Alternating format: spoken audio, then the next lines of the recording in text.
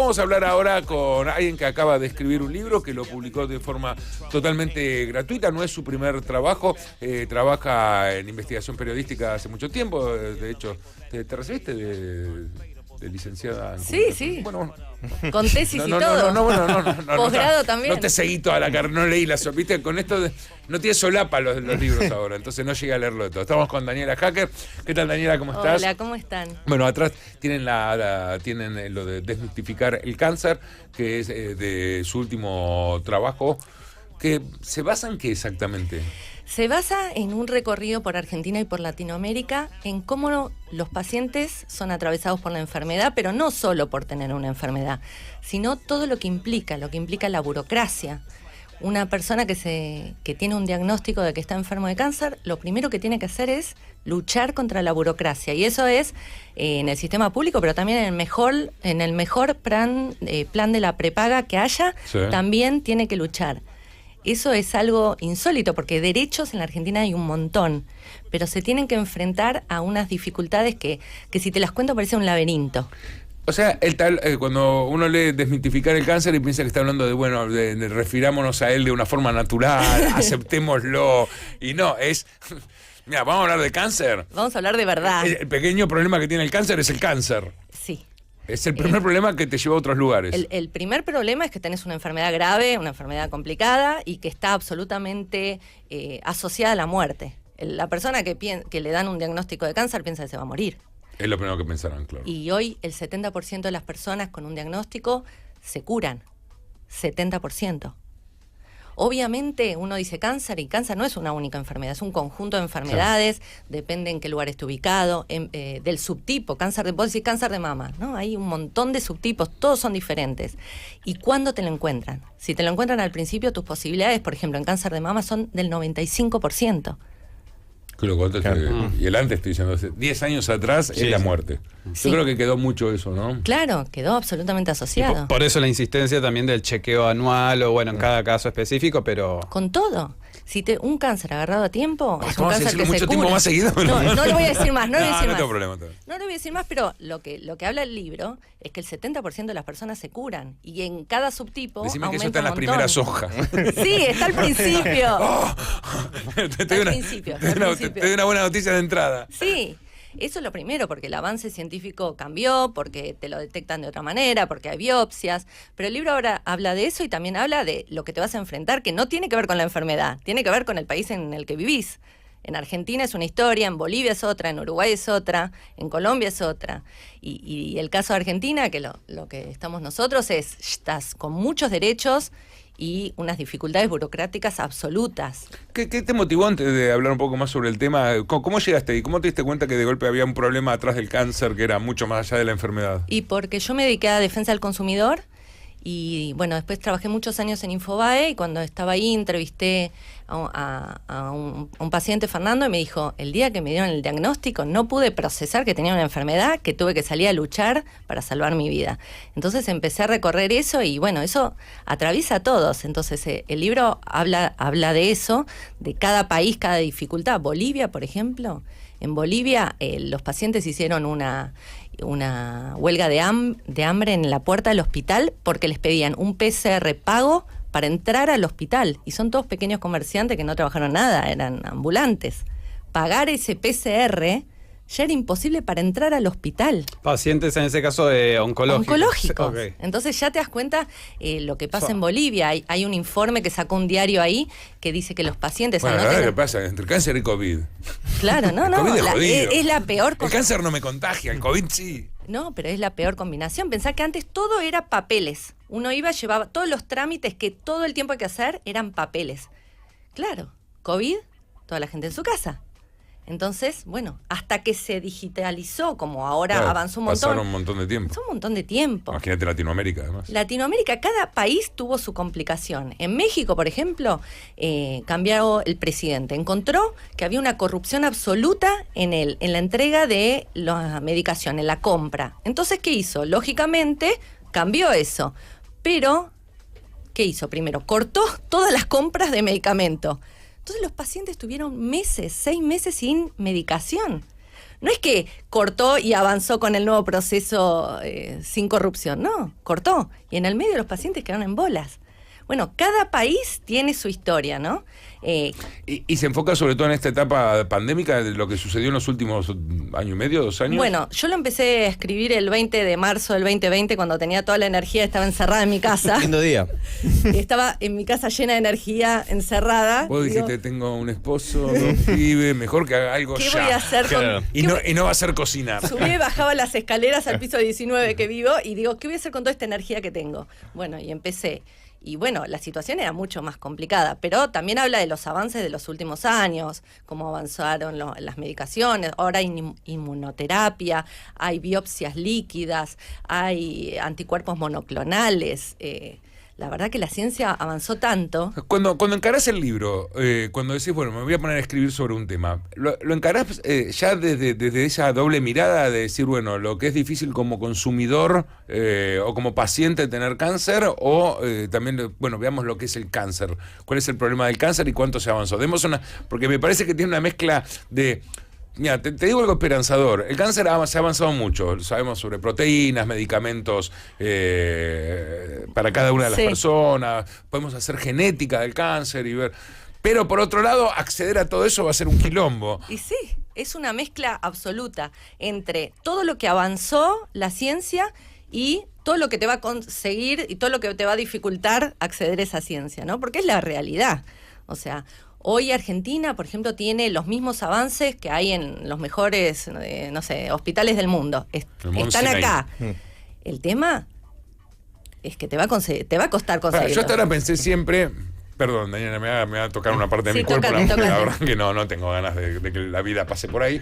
Pero siempre pensé que me dicen, bueno, mira, te tengo que hacer, tenés un linfoma. Sí. Ni siquiera te dicen el nombre verdadero. ¿No? Te lo dicen, ¿qué es cáncer? Cáncer, pues le pusimos un nombre más lindo. Entonces digo, bueno, ¿qué tengo que hacer? Y a partir de ahí, ¿tengo que pedir turnos para hacerme cosas? No más que eso. Claro. ¿No es así? No, desde la primer consulta hasta que una persona tiene el diagnóstico y empieza un tratamiento, en promedio del país, por supuesto que todo va a cambiar, hay más de 6 meses. Porque van a la primer consulta que yo estoy desesperado ese día. Ya quiero empezar con esto. Claro, necesita un turno, después le dan otro, después otro turno para el estudio, después la biopsia que tarda un mes, después empezar la lucha burocrática. Todo es, no es algo inmediato. Obviamente hay gente que sí accede inmediatamente y hay gente que no, pero en promedio cuesta mucho y es una realidad de Latinoamérica. Hay países como Uruguay que está todo mucho más organizado. No sé, yo planteaba en Twitter el otro día, vos sabés que, por ejemplo, acá una prepaga no te puede obligar a hacer, o una obra social, no te puede obligar a hacer un análisis médico todos los años. Por ley no lo pueden hacer. Entonces vos decís, bueno, porque seguro que si tengo una enfermedad me echan. No por eso. No te lo pueden hacer y eso a la mayor parte de las personas que no se hacen controles médicos anuales les salvaría la vida. Claro. Pero acá, no, lo único obligatorio, digamos, son las vacunas para enfermedades infecciosas. Punto. Digamos, ¿cuánto nos salvaría si toda la población se hiciera un análisis de que dentro de lo que tenga de tu prepaga sea que tengan la obligación de hacerte un análisis completo una vez al año? En Uruguay, en los trabajos, te piden por obligación, tienen lo que se llama el carnet de salud, que te piden un análisis completo que incluye desde ir al dentista, una mamografía, ecografía, análisis de sangre, según la edad, según la persona. ¿Años? Todos los años vos lo tenés que presentar en tu trabajo, pero tu trabajo no sabe el resultado. Claro. No es que a partir de eso puede tomar una decisión. No lo sabe. Claro. Ellos tienen nunca me lo ofrecieron, jamás. Ellos tienen que controlar Nacho, que vos te lo... Después tengo que hablar con vos, perdóname. Ellos tienen que controlar que vos te lo hagas. Claro. Ese es el objetivo. Ahora, acá sería un escándalo. No, acá es el preocupacional, el primero que te hacen, o por si entras a la obra social de la empresa. Claro, y ahí se cortó. Y Daniela, ¿te costó mucho recabar toda la información desde los testimonios de las personas que estaban atravesando la enfermedad? Porque me imagino que en un momento las personas con cáncer, no sé cuán abiertas son a una situación totalmente nueva, a exponerse, a hablar. Eso fue... Hay de todo. Yo empecé por lo famoso porque me parecía que a la gente le iba a traer más conocer qué le pasó a Cormillot, que tuvo cáncer 2 veces, Dalia Goodman, Gustavo Garzón, Carmela Bárbaro. Fueron la periodista Marisandino. No, tuvo cáncer. Mira, te cuento lo de Marisa, que me parece interesante como para dejar un mensaje. Ella hacía 2 años que no se hacía estudios ginecológicos y el marido es médico. Se enteró, le agarró las pestañas, la llevó al médico y ahí encontró algo que recién empezaba. Eso le salvó la vida. Está lleno de historias así, ¿no? Que encontrarlo a tiempo te salva la vida. Entonces, bueno, yo conté diferentes historias que sean todas diferentes. Hay gente muy creyente, hay gente atea, digo, Claro. hay gente que la pasó y dijo, el cáncer vino a enseñarme cómo vivir mejor porque ahora no me hago más problema por pavadas. Y con Millón me dijo, a mí me encantaba mi vida antes, tuve una enfermedad, la pasé, punto. ¿De que tuvo? Sí. Hígado y colon, 2. Pero agarrados a tiempo. Cornillón. Cornillón, es que él se cuestionaba, dice, si yo lo cuento, que yo hago vida saludable, como espectacular, soy la persona más sana de la Argentina. Difusor de eso también. Pará, se cuelga de arnés, tiene 80 y pico años, va a ser padre de una mujer de 30 y pico. Ahora, esta semana. Sí, sí. O sea, Cormillot es un ejemplo, hace gimnasia todos los días, baile. Dice, si yo cuento que me enfermé haciendo la mejor vida del mundo, ¿qué va a decir la gente? ¿Para qué voy a hacer vidas saludables? Igual Cormillot se enfermó. Claro. Bueno, se cuestionó y lo contó igual, digo. Pero porque es una mierda y te toca y te toca. Claro. Finalmente puede tener que ver con la genética, con la alimentación, con un montón de cosas, pero también con la mala suerte. Y esta gente que era conocida, Dalia, que no son ricos, son, la verdad, son actores conocidos, pero todos de Sí. clase media, un poco mejor, a lo mejor, pero no son gente millonaria. Sí. ¿Cómo atravesaron la enfermedad? Bueno, era me gente imagino que que tenía- por actores, Garzón le habrá costado. Era gente que tenía quizás prepagas, que no estaban en el sistema público. El problema del sistema público es que vos, por ejemplo, te digo, vos vivís en un municipio de la provincia de Buenos Aires, cualquiera.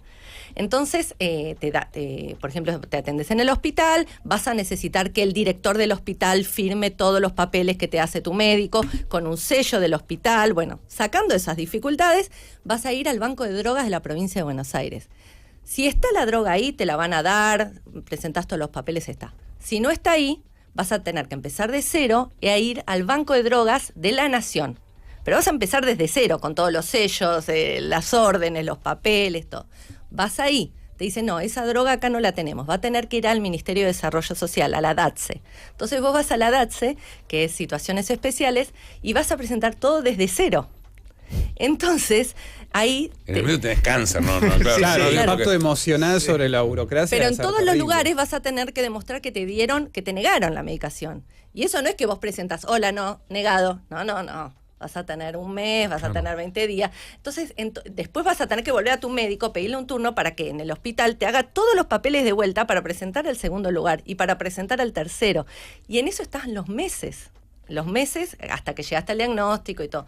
Eso no pasa ahora, Te lo pasa habíamos hace... agarrado con tiempo, pero ahora ya tenés metástasis. Eso pasa hace siempre, Claro. o sea, 20 años. No es que te cuento algo que pasó este año, Sí. es la vida ¿Y eso crees que acá. hay una maldad desde la burocracia que se hace esto? ¿O que no? Porque la verdad, me imagino que toda la gente que está ahí no es mala gente. No creo que el sistema es malo porque está mal diseñado. El sistema es malo ¿Por qué no se optimiza?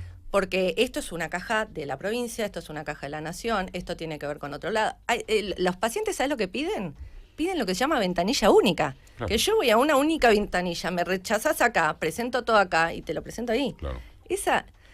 O sea, no es que están pidiendo algo insólito. O el lugar donde empiezo la gestión, que sea el lugar donde empiezo Claro. la gestión, que ese le reclame al otro, que le reclame al otro. Claro, hay una paciente que cuenta que se atendía en un hospital de la ciudad, andaba todo bien y se tuvo que hacer un autotrasplante. Entonces, a partir de ahí, el INCUCAI le dio una pensión sin pedirla y la incluyó en una obra social del Estado llamada Incluir Salud. A partir de ahí ella siguió presentando los pedidos de medicación y dijeron, no, ahora dependés de Incluir Salud. Entonces, dependió de eso y a partir de ahí ya era otro procedimiento, otra burocracia. Vos Sí, pensás que en Argentina claro. tenemos 300 obras sociales. 300. O sea, es un sistema, tiene hospitales nacionales, hospitales provinciales, hospitales municipales, 300 obras sociales. O sea, no hay otro lugar en el mundo que haya 300, más las prepagas. Cada sistema tiene... Separar obras sociales de prepagas. ¿no? Claro, sí, 300 más las prepagas. De las 300 obras sociales tenés algunas increíbles, grandes, todo, y hay otras que te mandan al hospital público, o sea, en el medio y todo. Vos pensás que cada sistema tiene su burocracia. No hay una única burocracia. Y cada sistema tiene una lista que se llama Vademecum de medicación. Sí. Y en cada sistema te van a cubrir otra cosa. Claro. Y no lo van a actualizar cada 2 meses, 3 meses. Apareció algo nuevo, actualicemos. No. Y ahora cada vez hay medicaciones que valen miles y miles de dólares. Y me imagino entonces en las soluciones que por lo menos se pueden empezar a plantear de esto, de ventanilla única, de que el proceso todo burocrático no lo haga la misma persona, sino que lo presente una vez. Para poder aprobar eso tiene que haber que es una ley que me imagino que atraviese todo eso, lo nacional, lo provincial, lo municipal. Leyes de cobertura para los pacientes oncológicos hay, y son buenísimas y son mejores que en muchos países de Latinoamérica. Lo que falta es organización, cómo nos organizamos para hacerle la vida al paciente más fácil. Se habla mucho de prevención y está lleno de campañas de prevención. La prevención se hace en las ciudades. Monte, selva, campo. ¿Qué prevención si tengo un hospital a 4 horas? Claro. Sí, que el dermatólogo va los miércoles, cada 15 días. Entonces el odontólogo si pasa el camión odontológico. Claro, mirá lo de Uruguay, mirá una pavada, pero qué inteligentes. Te dan un día y la obra social que te va a hacer los estudios tiene la obligación de darte todos los turnos el mismo día. Vos decís, sí, es obvio, voy a faltar al trabajo, todos los turnos me lo tienen que dar el mismo día. No, acá no es obvio, acá tenés un turno, un día, tenés que trasladarte al hospital, pagar el pasaje. Bueno, más lo que decís, a lo mejor vos empezás el tratamiento, pero tenés que seguir con papeleo. Yo conozco gente, ahora un caso en especial, en donde... Claro, después de las quimioterapias no puedes hacer nada, estás hecho una babosa. Bueno, y ahí están la mujer tiene que dejar de trabajar, tiene que ir a hacer... Porque esto atraviesa a todos. Hay cambio de roles. El que cuidaba quizás tiene que ser cuidado. El que trabajaba ya no puede trabajar, sale a trabajar otro. Las familias muchas se tienen que separar porque unos... Te pedimos que no te enojes. Sí. Que algunos, por ejemplo, el caso de los chicos que se atienden en determinados hospitales, entonces un papá se va con un nene y la otra mamá o papá se queda en su casa. Entonces la familia se separa y se separan muchos meses. Claro. No, atraviesa a todos. Es un cambio de roles absoluto. El pariente está ahí en el hospital temprano, el pariente está haciendo los trámites, el pariente nadie lo considera, pero necesita tanto apoyo psicológico también, ¿no? Porque lo que yo vi en los testimonios era el que tenía apoyo psicológico puede pasar mejor la enfermedad. Eso es un recurso que hay en hospitales de la ciudad, en determinados de la provincia hay, pero cada vez que te alejas más de las ciudades es más difícil encontrar un apoyo psicológico gratuito para los pacientes que están atravesando la enfermedad y todo. Si tuvieses que decir que el libro ¿propone algo o solamente es una mirada? No es solamente, o quisiste dar una mirada tanto de los que tienen cáncer como de aquellos que tienen que atravesar la burocracia del cáncer. Propone no que... enfermarte. Propone que no te enfermen. Acá y acá menos. Propone que tengas la cabeza abierta, que tengas una mirada total de que no hay una única manera de atravesar la enfermedad, ni psicológicamente el paciente, ni dar...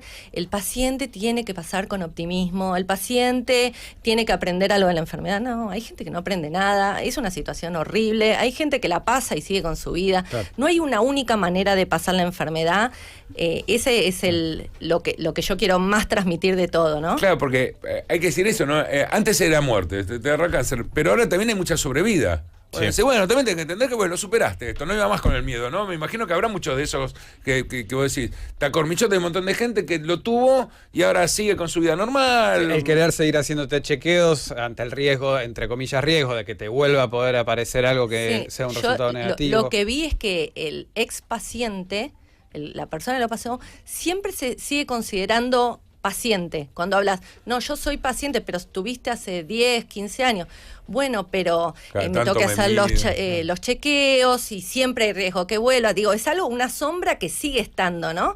Como el que la pasó, no es que dice, bueno, ya está, se cerró. No, es una sombra que sigue sobre la persona. Yo creo que al hecho de decir, bueno, antes te moría, ahora está la sobrevida, pero también ahora está la sobrevida y algunos le volvieron, ¿no? Le volvieron. Entonces, supongo que va cambiando la forma de ver la enfermedad. El libro también dice, no te compares, porque cada caso es tan único, cada subtipo, hoy en día, no decir el cáncer de mama es para nosotros, pero cuando los médicos te hablan de un subtipo especial, hay biopsias que se mandan a analizar incluso a Estados Unidos y le encuentran, es tan específico. Y para cada cosa específica hay un tratamiento, hay una enfermedad, hay una manera de pasar la enfermedad. Entonces, compararse con otro es muy difícil porque hoy en día todo tiene nombre y apellido, ya no es un nombre general. ¿Cómo era? Perdón. No, si crees que por eso este libro le puede servir también a gente que hoy en día está atravesando el Sí, cáncer. sí, totalmente.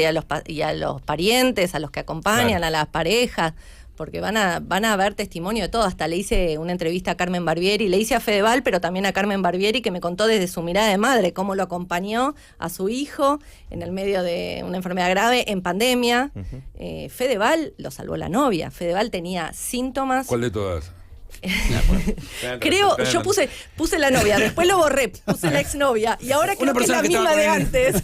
Una persona que estaba con él en ese momento. Sí, sí, pobre. No, es un amor Fede. Y Fede tenía sangre en la materia fecal, para decirlo bien. Claro. Y él lo atribuía a, no, que se alimenta mal, que la cerveza, que la joda, que esto, Qué que lo loco otro. no negar, ¿no? Es un- Y él tenía un padre y un abuelo que habían tenido la enfermedad. O sea, más negador, imposible. Y la novia se enteró, Sofía era esa novia, se enteró, estaban en Mar del Plata, lo agarró, lo llevó a Buenos Aires, le hicieron la colonoscopía y enseguida se lo encontraron, ¿no? Entonces, mirá como lo que te puede salvar la vida era lo que a él le daba miedo también o sea, te salvaba la vida encontrarlo.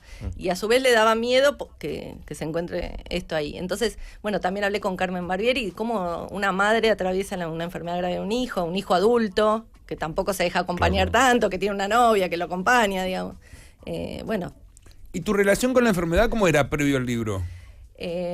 bueno, ¿Sos como de esas todos. personas que se preocupan por las Me tocó. enfermedades? Sí, yo le tengo más miedo a las neurológicas, yo personalmente. Ok. Que es el libro que va a escribir nosotros.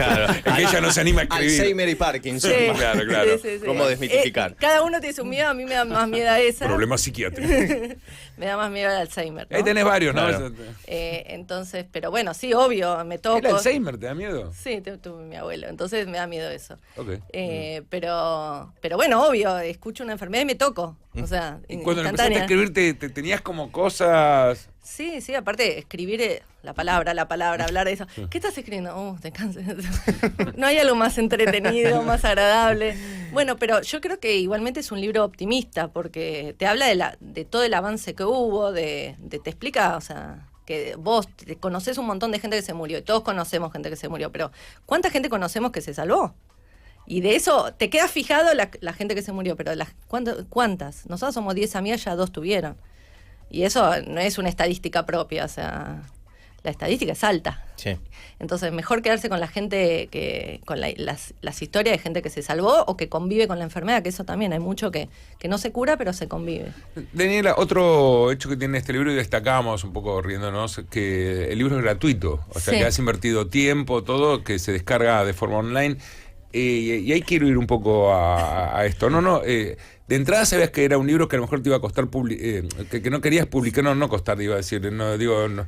Sí, De entrada pensaste que era un libro así, sí, no publicarlo en papel. Hablé con un editorial, me dijo, no, mucho testimonio médico. Y yo dije, bueno, no entendés de qué va el libro, no la ves. Entonces dije, bueno, si yo lo que quiero es que la gente acceda a la salud, bueno, ¿cómo voy a hacer este libro gratuito? Y conseguí 3 auspiciantes, que son asociaciones relacionadas a la enfermedad, que me apoyaron, me financiaron, pude elegir el mejor corrector, la diseñadora, el fotógrafo, elegí todo yo lo que yo quería, lo hice a mi manera, y dije, bueno, esto para que viaje y no sea una cuestión de que puedo irme a comprar el libro. Algún día me gustaría que esté en papel, algún día me gustaría Pero por que un sea... hecho de sí, poder ponerlo en una me biblioteca. gustaría hacer un documental, si conoces a alguien del mundo audiovisual. Ellos dos, Seguro alguien debes conocer, ¿no? Cuando te voy a hacer una pregunta de productor.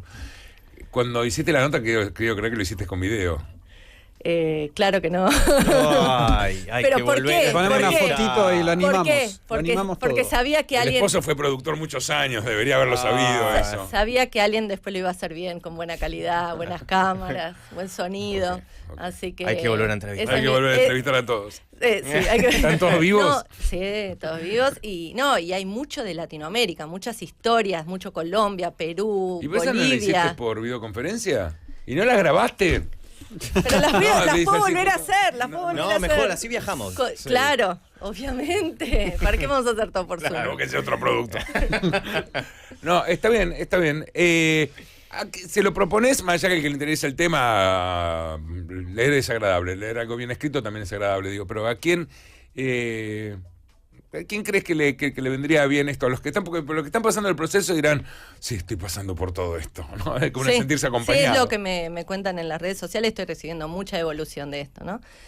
Sí, me viene bien, sí. Todo lo que recibís era fuerte, digo. Es fuerte, pero también dentro de todo da satisfacción decir, bueno, estás acompañando a alguien, le estás dando herramientas, le estás dando datos, porque hay muchos datos, links de lugares, cómo hacer los trámites, cómo esto. Yo te doy un ejemplo, mientras estás hablando, por supuesto que en las redes están pasando cosas, y la mayoría son así. Gracias por esta nota con Daniela Hacker. Yo pasé por eso y puedo dar fe de cada cosa que ella contó, es de mucha ayuda. Y todos dicen, sí, gracias. Y todo lo que están hablando es, tuve un papá, pasé por esto acompañando. Es que es una enfermedad con una incidencia tremenda. Hasta el COVID era una de las que más incidencia tenía. Lamentablemente. Y dicen que es una enfermedad que uno siente que cada vez hay más, bueno, pero porque es una enfermedad de las edades más grandes. Lo que pasa es que ahora vivimos más, por suerte. Sí, y también es como vos decís, se especificó mucho, ¿no? Antes decían cáncer de hígado. A lo mejor ahora te encuentran algo que es uno de los tantos estadios del cáncer de hígado. Sí, ¿no? sí, sí. Entonces... Y todo el tiempo, yo como periodista de salud recibo todo el tiempo, toda la semana, nuevo avance.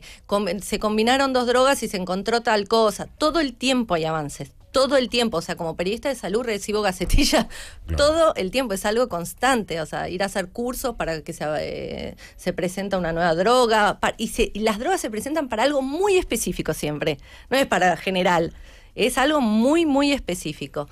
Bueno, mira, te podría seguir hablando, pero lo último, lo que quise también es contar las diferentes realidades del país, por ejemplo, en el norte, Misiones, las mujeres se mueren de cáncer de útero, en el norte, un cáncer que tenés una vacuna, HPV, te la podés dar, que te haces un PAP todos los años, te lo encuentran enseguida, tiene curación, se resuelve, y las mujeres se mueren. Claro.